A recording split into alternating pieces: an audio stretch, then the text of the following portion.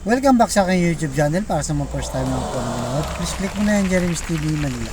Anyway guys, wala na ba ito, libre lang, tulong mo na lang din sa kapwa mo. Alright, thank you very much po. So ang topic natin ngayon for today's reflection, nasa tema tayo ng Olympic guys. Kasi nga alam naman natin na congratulations kay Carlos Yulo na nakakuha ng dalawang back-to-back na gold medal. So dahil dyan, sumikat siya guys at ngayon trending siya at siyempre nakaka-proud bilang isang Pilipino, di ba? Na napakahirap kunin ng gold medal na yan sa Olympic. Nagsimula yan sa Tokyo nung kay Heidelin at ngayon naman kay Yulo back to back pa. So dyan natin ihahambing ang ating pag-uusapan ngayon. So ayon sa unang Korinto chapter 9 verse 24, hindi ba ninyo nalalaman na sa paligsahan sa pagtakbo, ang lahat ay tumatakbo, ngunit iisa lang ang nagkamit ng gantimpala. Kung gayoy, pagbutihin ninyo ang pagtakbo upang makamit ang gantimpala. So yan guys, di ba? Tamang-tama sa Olympic ngayon. Itong sulat ni San Pablo, di ba, sa mga taga-Korinto, na pinalalahanan yung mga kababayan niya doon, di ba, na ang buhay parang karera o takbuhan sa Olympic, track and field, di ba?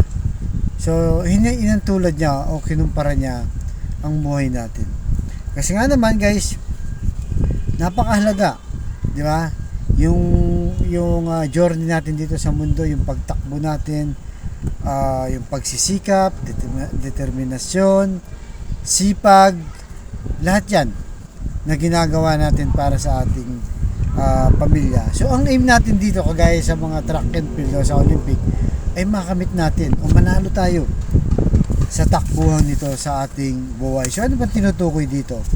So tinutukoy dito guys, yung paglaban natin kay Satanas, diba? Kasi si Satanas, kung titignan nyo, yung gusto ni Satanas ay mapahamak tayo, lalo na ang ating kaluluwa, diba?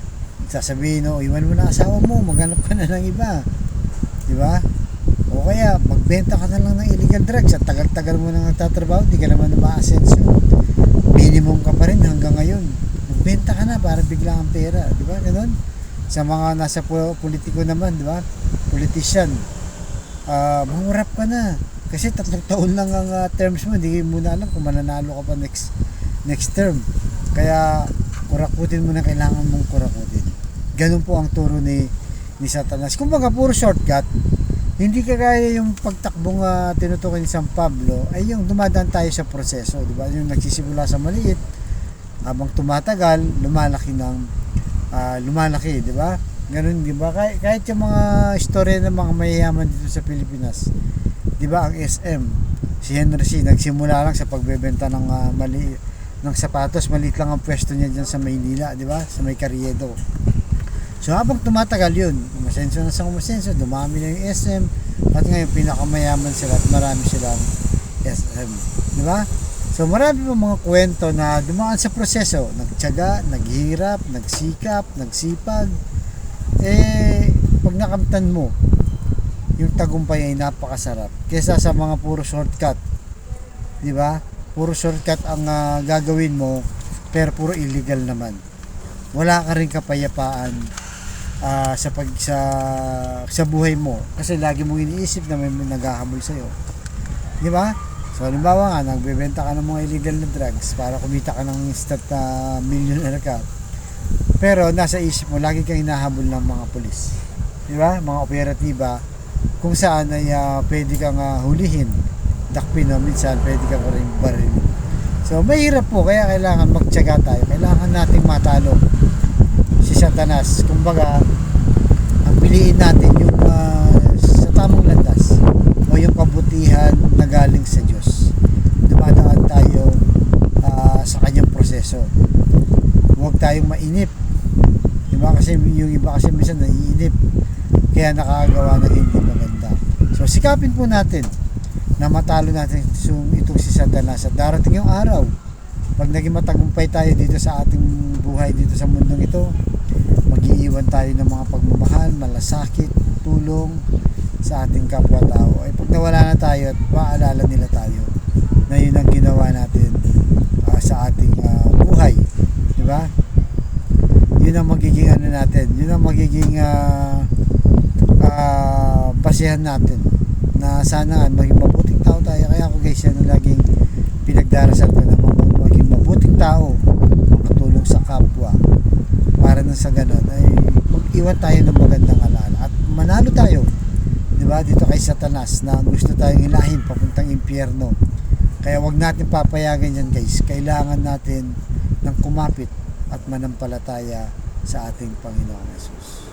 Kaya sa kapatid nating nanonood sa aking vlog na may matinding karamdaman, problema sa pamilya at problema rin sa pinansya, sabayin mo ako sa napakasimpleng dasal. Kung hindi maniwala at magtiwala, ay tsak yun kanyang ipagkakaloob. Ano man yung kahilingan sa kanyang pangalan, ay ibibigay niya sa tamang panahon. So tayo po yung manalangin.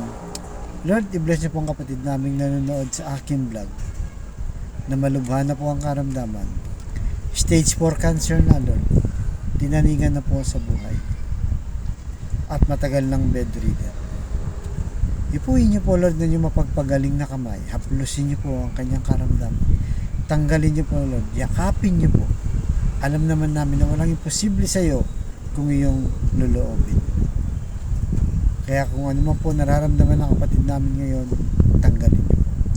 Ganon din po sa pamilyang nagkakagulo, nasira, nagkakaaway-away, nagkawatak-watak dahil sa hindi pagkakaunawaan. Paglulumin niyo po, Lord, yung kanilang mga sugat at pagpigis-pigisin niyo po muli ang kanilang pamilya.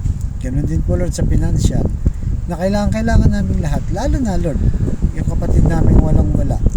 Ultimo pambili ng 1 kilo ng bigas, Lord, pinoproblema pa ng ulam. Ngayon pasukan na pambahon sa mga bata, pambili ng gamot, at kung ano-ano pa mga pangailangan ng aming pamilya. Bless niyo po ang aming hanap buhay. At patawarin niyo po kami sa aming mga kahinahan at kasalanan. Ang lahat ng ito ay hinihiling namin sa matamis na pangalan natin, Panginoong Yesus. Amen and amen. To God all be the glory. Sa ngalan ng Ama, ng Anak, ng Diyos, Espiritu Santo. Amen. Thank you very much po.